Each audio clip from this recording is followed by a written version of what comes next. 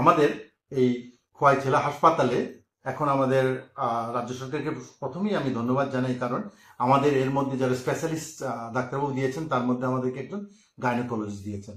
আমার আগে ছিল একজন ডক্টর অর্ঘমাল্য দেববর্মা, আর এখন হচ্ছে ডক্টর দেবজ্যোতি দাস। ওনারা দুজন জয়েন করাতেই আমরা এখন একটা অপারেশন, যেগুলি জটিল অপারেশন হয়, যেগুলি হিস্টেক্টমি, টোটাল হিস্টেক্টমি, সালফিঙ্গোফরেক্টমি বলে, তারপর আপনাদের লাইক ভেজানাল হিস্টেক্টমি, এগুলি অনেকগুলো আমাদের গাইনোকোলজিস্ট উনি বলবেন।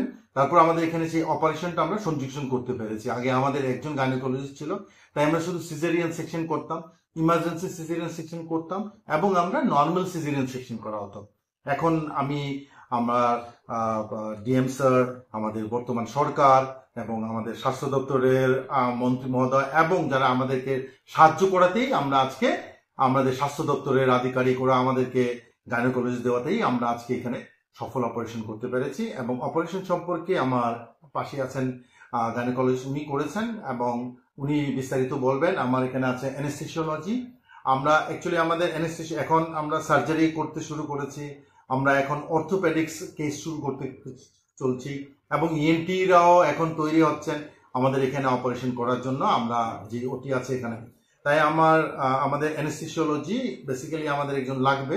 আমাদের বর্তমানে একজন ডক্টর বিশ্বজিৎ দেববর্মা আছেন, উনি দিচ্ছেন। ওনাকে অসংখ্য ধন্যবাদ জানাই, কারণ উনি একাই সবগুলি সার্জারি দিচ্ছেন এবং অর্থোপেডিক্সের জন্য দিচ্ছেন। অসংখ্য ধন্যবাদ। আর এখন আমার গাইনোকোলজিস্ট বলবেন যে অ্যাকচুয়ালি এই কেসটা সম্পর্কে বলবেন, যে কি অপারেশন করেছেন আর কি।